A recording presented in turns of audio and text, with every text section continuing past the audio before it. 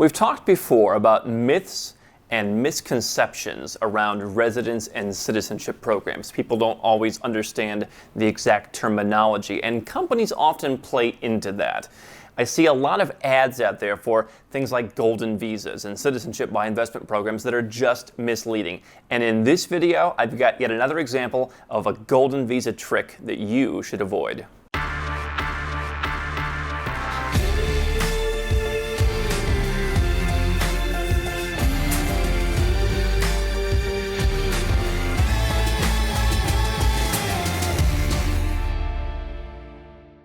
Hey guys, I'm Andrew Henderson, and if you'd like to learn how Nomad Capitalist helps successful entrepreneurs and investors get their second passport, live overseas, reduce their taxes, go where they're treated best, go to nomadcapitalist.com and learn more.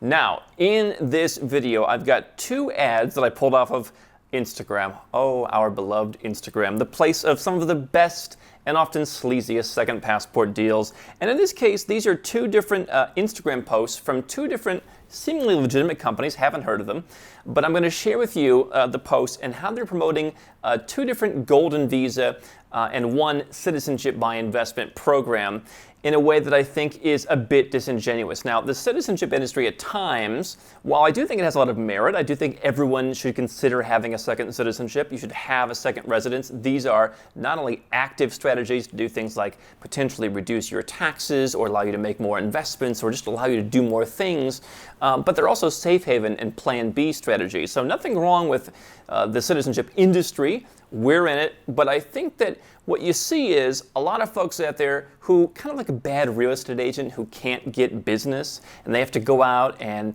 they're always kind of puffing up their properties, or they're listing properties they just sold, and come and look at this deal, and then you go and it's totally different, the old bait and switch.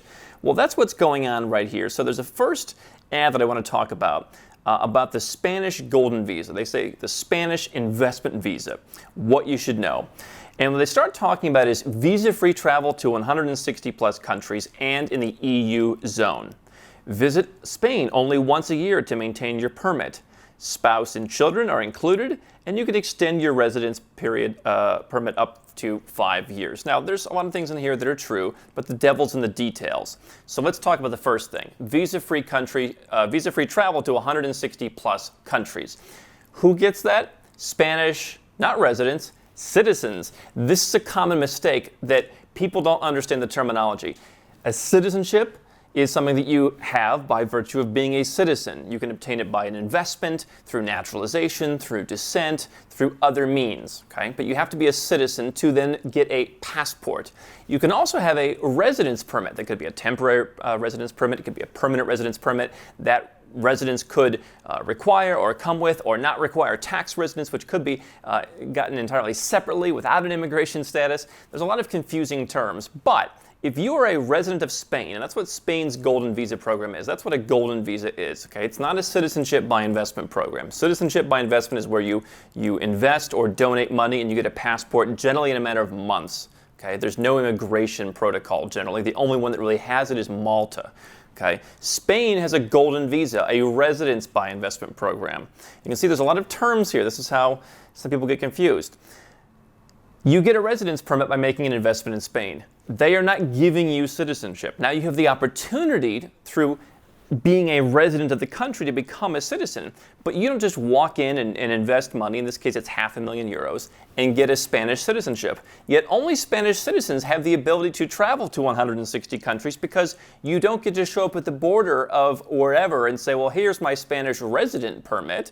They say, no, we want to see your passport. And so let's say that you're a citizen of Egypt. Okay? Egyptian citizens can't travel to a lot of countries. Okay, you become a resident of Spain.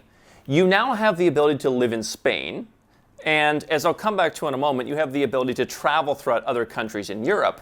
However, you cannot now take your Egyptian passport with a Spanish residence permit in it and go to the United States. You have to get a U.S. visa to go to the United States, because Egyptians need a visa to go to the United States, and being a resident of Spain does nothing to change that, or Canada, or Australia, or New Zealand, whatever the case may be. Now, if you want to live in Spain for 10 years and then file an application to become a citizen, wait around a couple of years, and then become naturalized by doing things like learning the language, etc., then and only then will you have a passport that allows you to go to these 160 countries. Now, if you're an American, if you're a Canadian, if you're from wherever else, and you would like to live in Spain, then you can get a Spanish residence permit to allow you to live there full time and not have to come in and out as a tourist. And so, yes, your passport already has access to probably most of the same countries that a Spanish passport does, but you're not traveling as a Spanish citizen, and your Spanish residence permit is absolutely irrelevant. There are a handful of countries where having permanent residence and occasionally temporary residence allows you to get in without a visa. One of the more common ones is like in the Balkan states, like Serbia and Montenegro, Macedonia, that are kind of southeastern Europe. They will generally accept even a Schengen or a European Union visa. Okay, and so if you have a residence permit, they will let you come in usually for less time than they would let someone who had regular visa-free come in. They'll let you do that. Or Georgia has the same thing if you've got a residence permit. Ethiopia, some of the Central American countries. So sometimes your residence permit can act as a visa. And if you've got a really low quality passport, you might be able to pick up 20 or 25 extra countries that will allow your European Union residence permit to help you. But to say visa-free travel to 160 countries by being a Spanish resident through the Golden Visa program, it's just disingenuous. It's not true, and obviously they don't know what your passport is to even make that claim. They also say visa-free travel to the EU zone.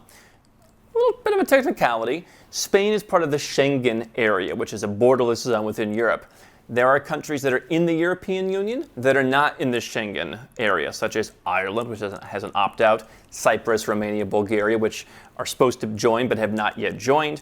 You also have countries that are not part of the European Union, like Switzerland, which are in the Schengen area. So, technicality, you are technically allowed to spend 90 days in each country. So it's not like get a residence permit in Spain and then go and live in France. So, minor issue. But something that you should be aware of. Visit Spain only once a year to maintain the permit. This is true. And so golden visas are nice in that a lot of times you don't even need to be there to maintain the residence permit, or you have to go once every year, once every 2 years, whatever. However, if your goal is to turn your Spanish golden visa, your residence by investment permit, into a citizenship, there are very few countries that allow you to actually do that and to become a citizen without actually being there. So you've basically got a choice. Portugal is the one exception. But you've basically got a choice.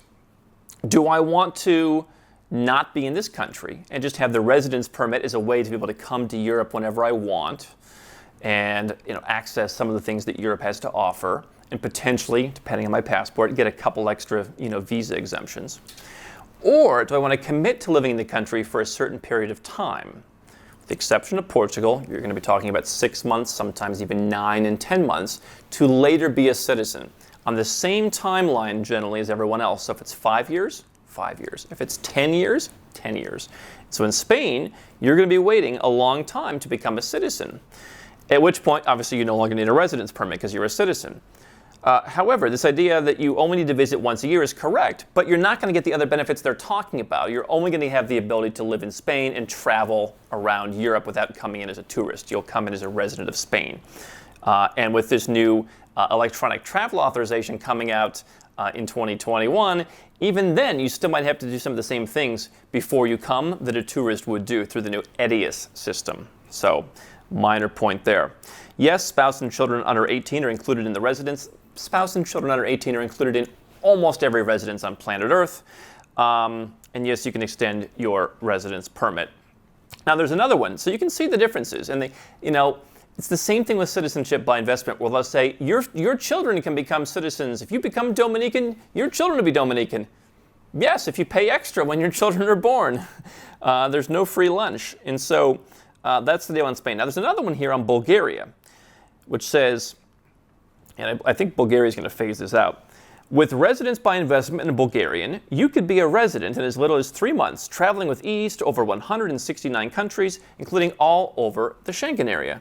Again, not entirely true. If you take my Egyptian citizen, for an example, or a Russian, or any kind of nationality that does not have visa-free access to Europe, Bulgaria is not in the Schengen area, right? They're in the European Union, they're not in the Schengen area. You may get a bit of a leg up, but you're not in the Schengen area. In addition, you're not traveling with ease to over 169 countries for the same reasons. For the same reasons, you're not a Bulgarian citizen. Now, they had a system, or they had a program in Bulgaria that was not widely used, where you invested a bunch of money in bonds and then you could fast track your citizenship. We call programs like that fast track naturalization. There are many different kinds of programs of varying natures that I put into that title. But you can see here the examples, okay? There's second residence, which gives you permission to live somewhere. There is second citizenship. Either of those could come with tax benefits if your goal is to reduce your taxes offshore. They may not necessarily do so. Having a citizenship obviously gives you freedom to travel. Usually does not come with an immigration requirement, although there are a few citizenships that you could get that if you were gone from the country for too long, they would denaturalize you.